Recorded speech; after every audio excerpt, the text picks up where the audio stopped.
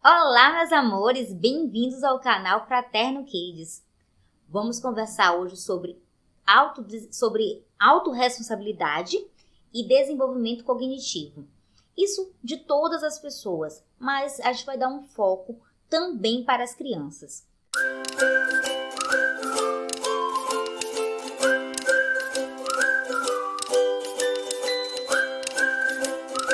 Vamos conversar e vamos fazer uma leitura sobre a vida de José e como ele assumiu a responsabilidade cognitiva, a responsabilidade de se desenvolver e também o que Deus trouxe para ele, por ele assumir essa responsabilidade. Vamos lá? Vamos estudar Gênesis 37.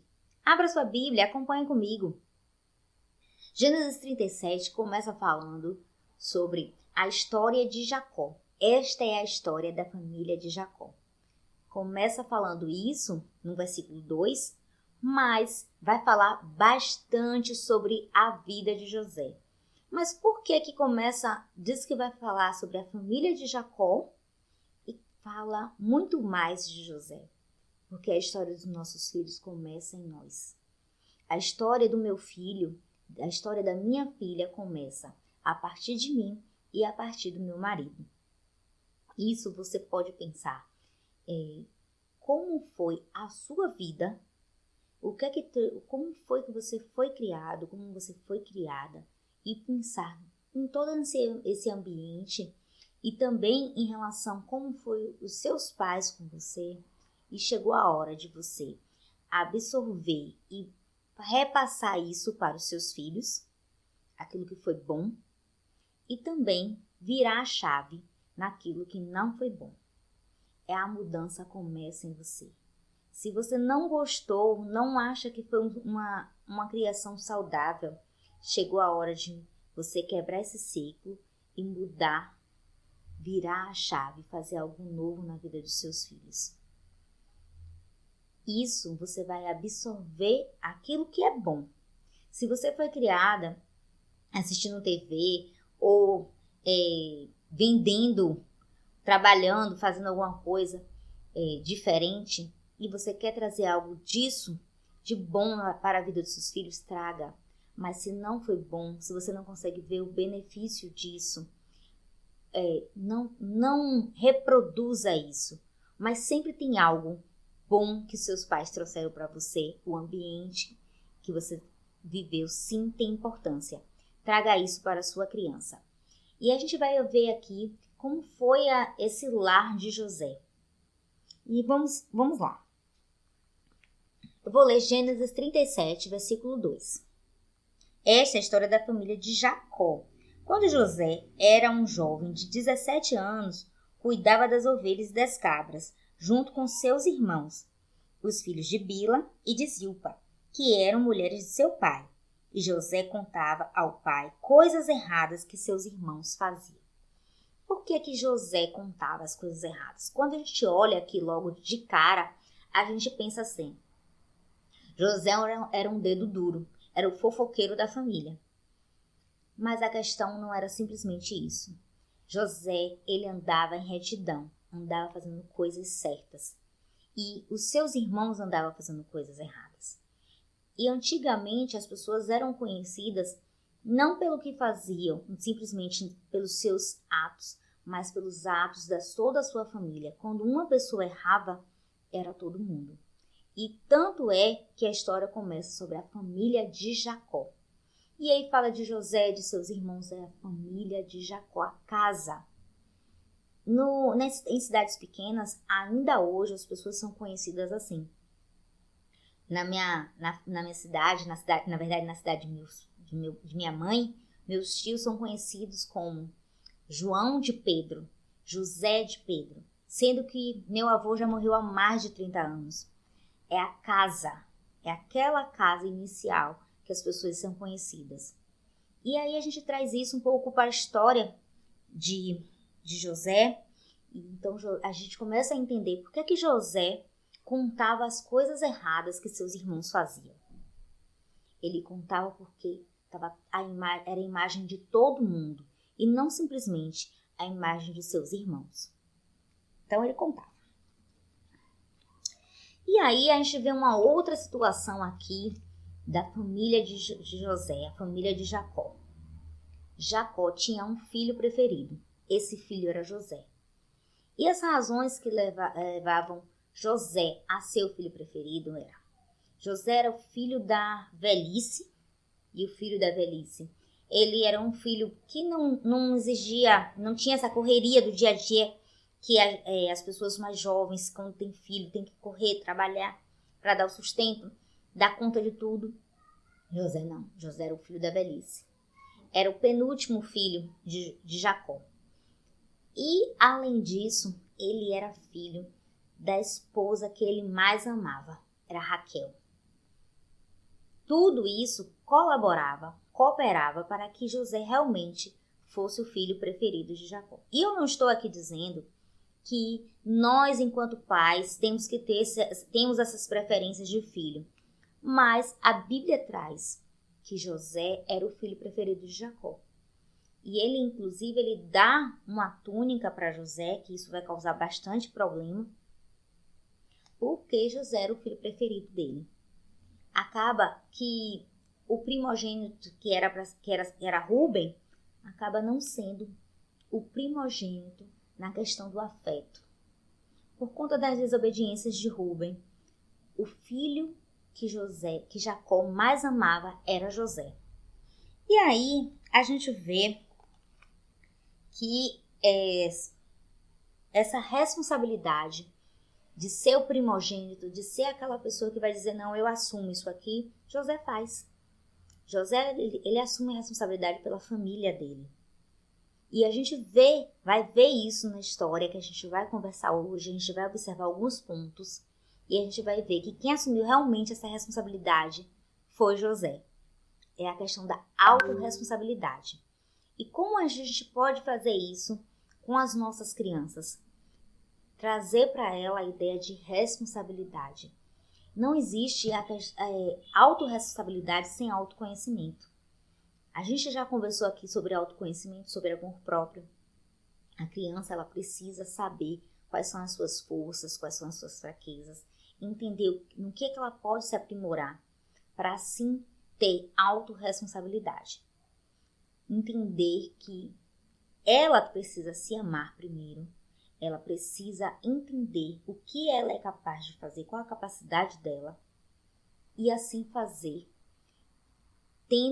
na verdade, desenvolvendo as habilidades em prol disso. E a gente vai ver na nossa história de hoje, na história de José, que ele desenvolve as habilidades dele em prol disso. E antes da gente ver realmente sobre essa autorresponsabilidade de José, a gente vai conversar um pouco mais sobre Jacó, porque a base de responsabilidade, a base familiar é Jacó. E nós somos os referenciais para os nossos filhos. Precisamos pensar nisso para desenvolver aquilo que pensamos para os nossos filhos. É claro que as escolhas são deles, mas a gente precisa lembrar que nós somos os referenciais para os nossos filhos. Seja o exemplo, nós estamos falando sobre isso aqui o tempo todo. E Jacó era o referencial para José. E é interessante a gente pensar que alguns costumes, se perderam ao longo do tempo, como essa história que a gente conversou aqui sobre a pessoa ser conhecida pelo nome do seu pai. José de Pedro, João de Pedro. Mas na história que a gente está conversando aqui de Gênesis 37, isso não tinha se perdido.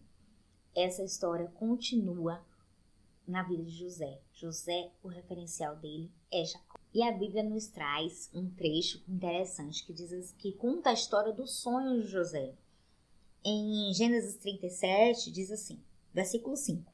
Certa vez José teve um sonho e contou aos seus irmãos, e que ficaram ainda com mais raiva dele. Já era o filho preferido e ainda estava sonhando. E aí nesse sonho, no sonho aparecia como se os irmãos estivessem se dobrando, se curvando diante dele. E isso deixou os irmãos muito chateados. Depois ele ainda sonhou de novo com as estrelas, com o sol e com a lua. E aí, nesse caso, o Sol e a Lua eram os pais dele. Então, o pai dele ficou pensando, refletindo sobre esse sonho de José. Deus tinha dado para José um dom, que era o dom dos sonhos e também da interpretação dos sonhos. Mas isso estava gerando muito incômodo dentro da família dele.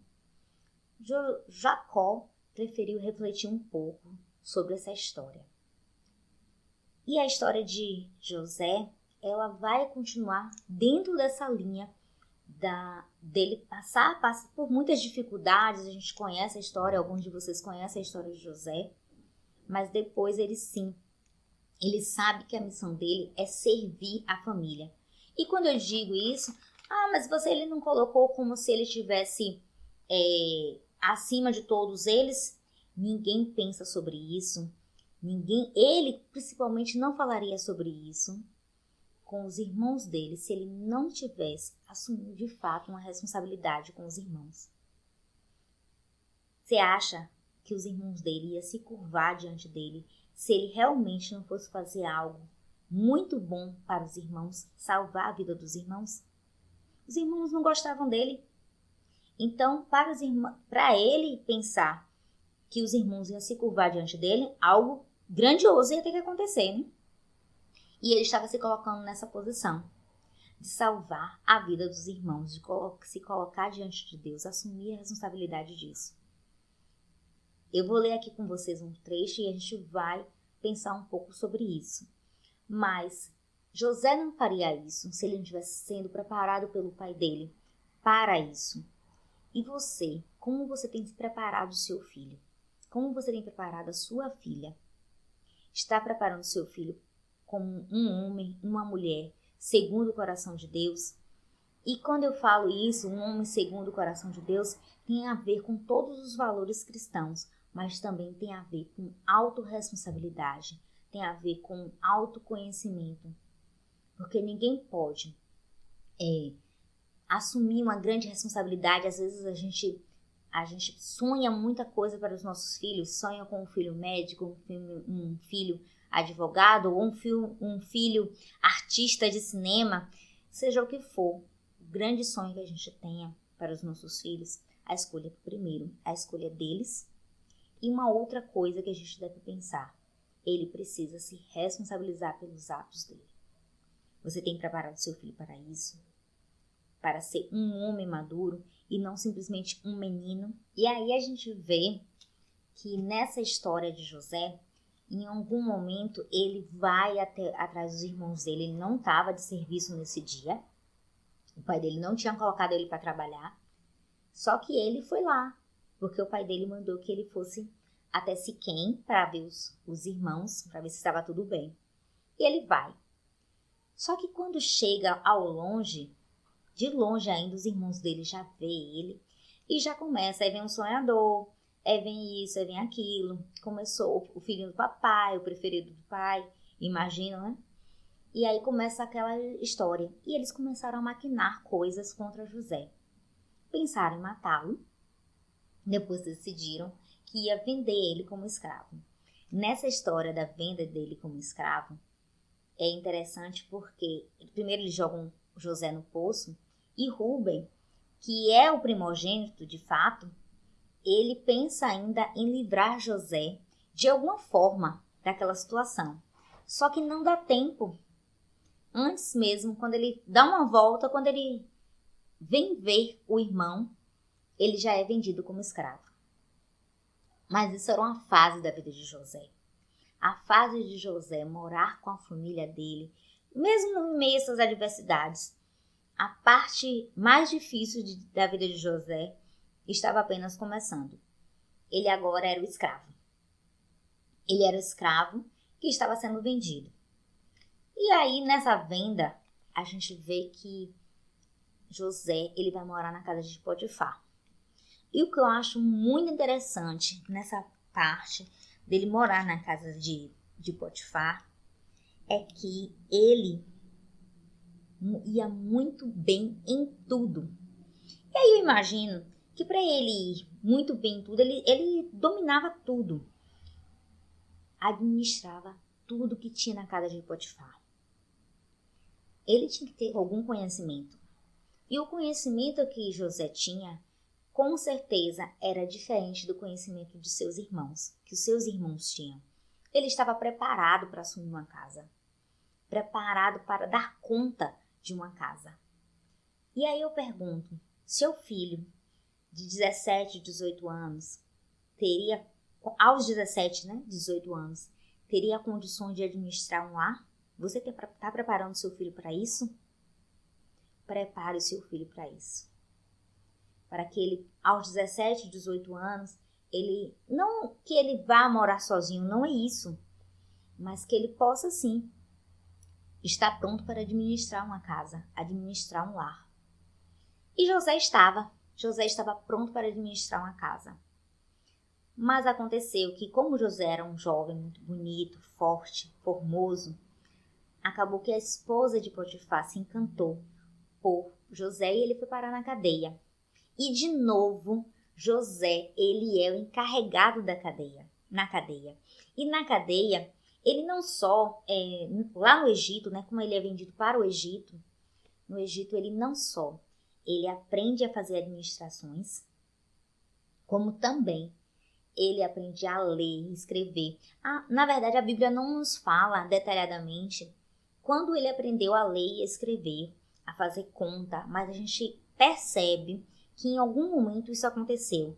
E como no Egito era dado a fazer essas escritas, a questão dos escribas, imagina-se que ele aprendeu a ler e escrever lá. Outros trechos ainda trazem fatos históricos que ele pode ter sim aprendido ainda na casa de Jacó. Porém, o fato é que ele não parou por aí. Ele não parou simplesmente na leitura, em aprender a ler e escrever. Ele aprendeu a administrar tudo.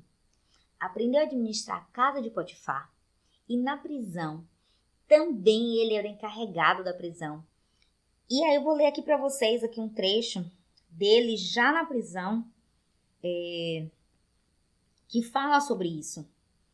Em Gênesis 39, 22. Vou ler o 21.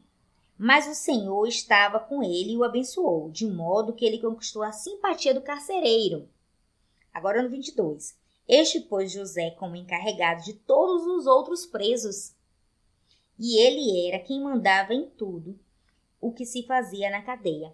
A gente vê aqui que ele conquistou a confiança. Onde José ia, ele conquistava a confiança para administrar. Ele tinha realmente uma capacidade, uma sabedoria diferente. E assim ele conseguia conquistar e administrar os locais que ele estava. José, ele conseguia tanto fazer a diferença que enquanto ele estava na cadeia, em uma das pesquisas que a gente estava fazendo, a gente percebeu que José, ele se inteirava da política e da economia daquele lugar, da onde ele estava lá no Egito. Ele simplesmente assumiu a posição, se responsabilizou pelos estudos dele, pelo desenvolvimento cognitivo. E é nesse trecho que eu quero chegar com vocês. Simplesmente, ele saiu da casa do pai aos 17 anos, foi vendido como escravo, ficou na casa de Potifar. E lá ele administrava tudo. E como carcereiro, na verdade, não como carcereiro, mas na prisão, o carcereiro também confiava nele para que ele administrasse as prisões, os presos que estavam ali. Ele tinha acesso livre ali. Estava preso, mas tinha acesso livre ali na cadeia. E aí, nessa história, ele conhece o copeiro e o padeiro do rei. E aí ele explica os sonhos. E aí ele conhece o copeiro e o padeiro do rei, e ele explica os sonhos. Nessa que ele explica os sonhos, o copeiro vai, na verdade, para voltar para trabalhar com o rei, e já o padeiro morre. E José faz um pedido ao copeiro: quando você estiver lá, não se esqueça de mim. E José continuava aprendendo de tudo. Só que o copeiro esqueceu dele. Um dia o rei lembrou o rei teve um sonho. E aí nesse sonho eram 7 vacas gordas e 7 vacas magras. Então o copeiro se lembrou quem poderia interpretar esse sonho para o rei. E era José. José vai até o rei. E o que é que acontece? José agora está livre da prisão. E adivinha agora o que ele vai administrar? Ele vai administrar todo o Egito.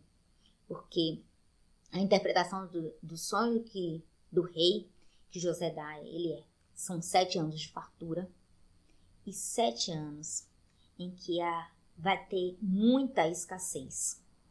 E aí, ele diz ao rei ainda assim: eu sugiro que você coloque uma pessoa que seja muito capacitada e que seja uma pessoa sábia para administrar isso aqui. E o rei pega e olha para ele e diz assim: eu não conheço pessoa mais capaz, mais sábia do que você.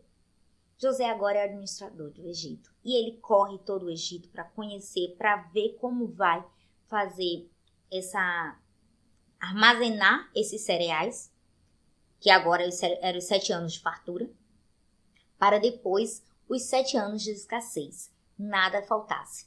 E aí a gente continua aquela história. Sim, mas você esqueceu lá dos irmãos dele, né? Porque os irmãos dele ficou lá em Canaã. E agora? Sim, essa história aí agora ficou solta, porque os irmãos dele ficaram você disse que os irmãos dele iam se curvar diante dele, que ele ia salvar os irmãos dele. Só que a escassez não era só no Egito, era em toda a redondeza. Agora os irmãos dele vão para o Egito. E aí, precisando de José, José não lhe nega nada. Ele leva tudo o que precisa. E ainda José chama de volta o seu pai e a família toda para morar de novo no Egito.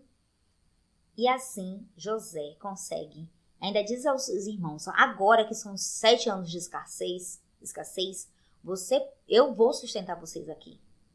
Pode vir. Então, agora as pessoas realmente, a família dele, se curvando diante dele, porque ele se colocou na posição de salvar a família. E aí tem um trecho que fala aqui sobre isso e que eu quero ler com vocês. E está em Gênesis 45. Quero ler com vocês esse trecho. Gênesis 45, versículo 5. Agora, não fiquem tristes nem aborrecidos com vocês mesmos por terem me vendido a fim de ser trazido para cá. José, ele coloca bem claro para os irmãos dele que não é para ele ficar triste, não é para ficar chateado porque vendeu ele para o Egito. Não. Depois de muitos anos, José encontra seus irmãos e diz a ele: não fiquem tristes por conta disso. Foi para salvar vidas que Deus me enviou na frente de vocês. Ele estava agora dizendo para os irmãos: Deus me mandou aqui para salvar a vida de todo mundo. E aí a gente, num olhar de hoje, num olhar contemporâneo, a gente pode dizer assim: José estava muito metido, né? José, ele sabia o que ele estava fazendo ali. Ele sabia o propósito dele. Porque Deus mesmo, o próprio Deus, falava com José e ele entendia o que Deus tinha para ele. Qual é o seu propósito? Qual é o propósito de sua vida? José sabia o propósito da vida dele. Ele não sabia como. Mas a partir do momento que ele sonhou, ele já sabia que algo ia acontecer. Ele se colocou na posição de estar ali fazendo a vontade de Deus. Se responsabilizou, é dessa autorresponsabilização que a gente está falando, de si mesmo. E no caso de José, ele também se responsabilizou pelos irmãos dele. A primogenitura era de Rúben. Mas como Rúben desobedeceu, a primogenitura, no sentido de assumir realmente, de estar ali com a família, fazendo aquilo que era necessário fazer, foi de José. E aí, toda aquela responsabilidade que vem peso, vem o ônus, né? Veio para José o ônus, mas também veio o bônus para José. José, ele era o governador do Egito e acima dele só o rei. E aí a gente vê isso no versículo 7, ainda diz assim: Deus me enviou na frente de vocês, a fim de que ele, de um modo maravilhoso, salvasse a vida de vocês aqui neste país e garantisse que teriam descendentes. Portanto, não foram vocês que me mandaram para cá, mas foi Deus. Ele me pôs como o mais alto ministro do rei. Eu tomo conta do palácio dele e sou o governador de todo o Egito. A gente vê aqui que ele se colocou o tempo todo na posição de ser. Se responsabilizou pelo seu desenvolvimento. Ele aprendeu a ler, aprendeu a escrever, aprendeu a fazer conta. E até os livros de administração de hoje em dia fazem referência a José como um grande administrador. Isso não surgiu do nada. Ele se responsabilizou pelos estudos dele. E isso nós, enquanto indivíduos, enquanto pai, enquanto mãe, precisamos fazer com nós mesmos, assumir a responsabilidade da nossa vida, no sentido de nada de ficar dizendo, eu não fiz isso por causa de tal coisa, por causa de tal pessoa. Não. Eu consigo fazer, eu vou pedir a Deus direcionamento para fazer. Vou assumir a responsabilidade da minha vida, dos meus estudos. Você que é pai, que é mãe, que quer estudar, estude. Estude. E assim você também é um referencial para o seu filho. Seu filho, sua filha precisa entender que ela é responsável pelos estudos dela. E que ainda que você pague a escola, compre os livros, que é a sua responsabilidade como pai, como mãe, a responsabilidade de estudar, de crescer, é do seu filho, é da sua filha.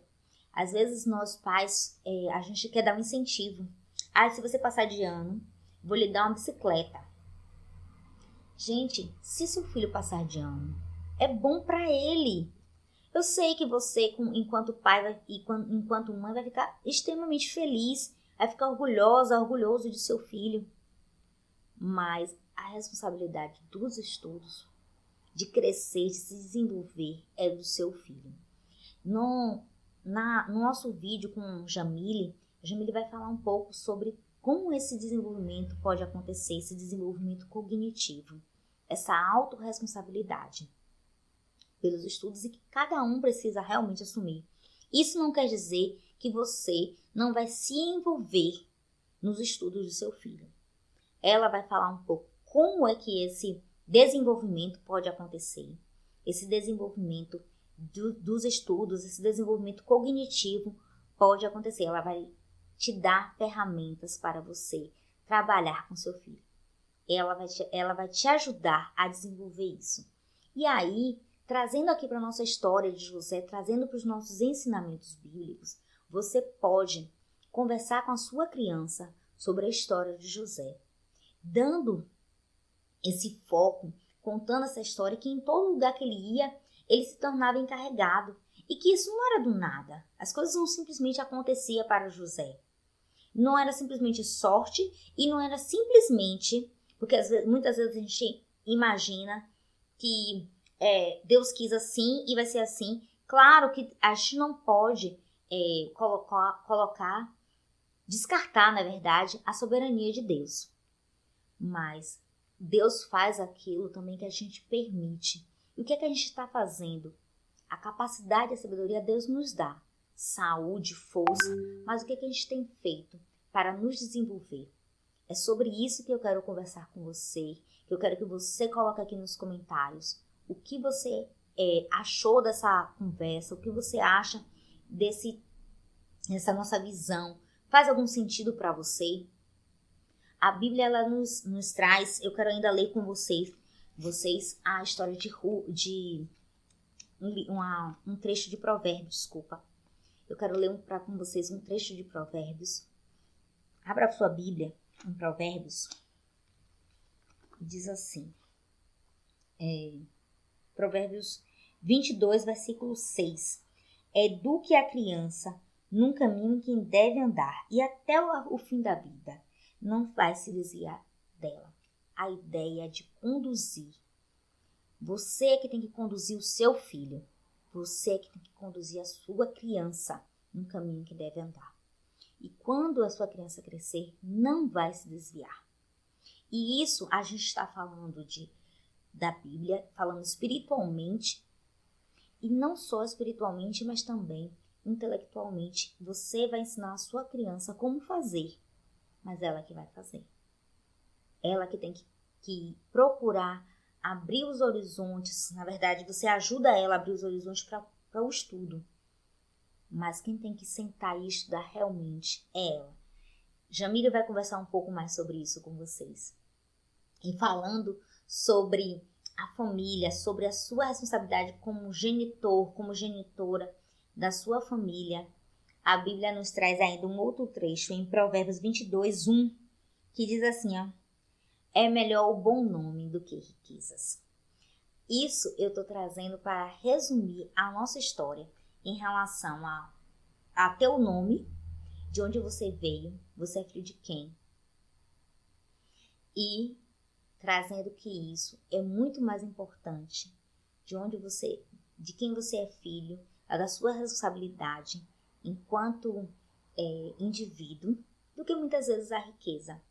E hoje eu estava lendo sobre um trecho que eu fiquei muito feliz, em que diz que desde 1960 os pais não dedicam tanto tempo assim para as crianças. Isso me deixou muito feliz. Agora, a parte triste é que os pais hoje em dia estão investindo tempo e dinheiro, como se a criança fosse de fato um investimento que fosse dar um retorno financeiro. Isso é muito prejudicial para a criança. Você deve sim investir no sentido de você pagar a escola, pagar os estudos da sua criança. Mas entendendo que o retorno que você vai ter é muito mais de satisfação, de orgulho dos seus filhos, e não simplesmente um retorno financeiro. A questão do retorno financeiro é para a sua criança. Você decidiu ser pai, você decidiu ser mãe. O retorno que você vai ter é afetivo. Invista em afeto, invista em amor. Coloque amor nos seus filhos, coloque amor em tudo que você estiver fazendo com os seus filhos. E se você quiser, se você puder pagar algo para o seu filho, para a sua filha, pague. Realmente compre as coisas que ela precisa, de livro, de estudos, de educação, invista em educação, sabendo que o retorno é para a sua criança. Conte para mim o que é que você achou dessa conversa de hoje. Conte para mim aqui nos comentários o que é que você acha, o que é que você concorda, o que é que você discorda e por que você discorda. E nós vamos continuar essa conversa com Jamília Mendes, que vai falar um pouco sobre isso também. Fique ligado no nosso canal, porque tem um vídeo por aí, você vai poder assistir, vai poder ficar conectado. Agora, se inscreva no canal, compartilhe esse vídeo se você gostou desse vídeo, se você viu algum sentido nisso, compartilhe com as pessoas que você conhece e vamos juntos conversar sobre educação de crianças, educação dos nossos filhos e falar para eles o quanto Jesus Cristo nos ama, o quanto Jesus Cristo ama cada um deles. E sim, colocar Jesus Cristo de volta como o centro do lar. Isso sim é muito importante. Invista tempo com as suas crianças, falando do amor de Deus, de quanto Deus as ama, tá bom? Fique conosco aqui no canal Fraterno Kids, que sempre tem novidade para você, tá bom? Um beijo e um abraço fraterno.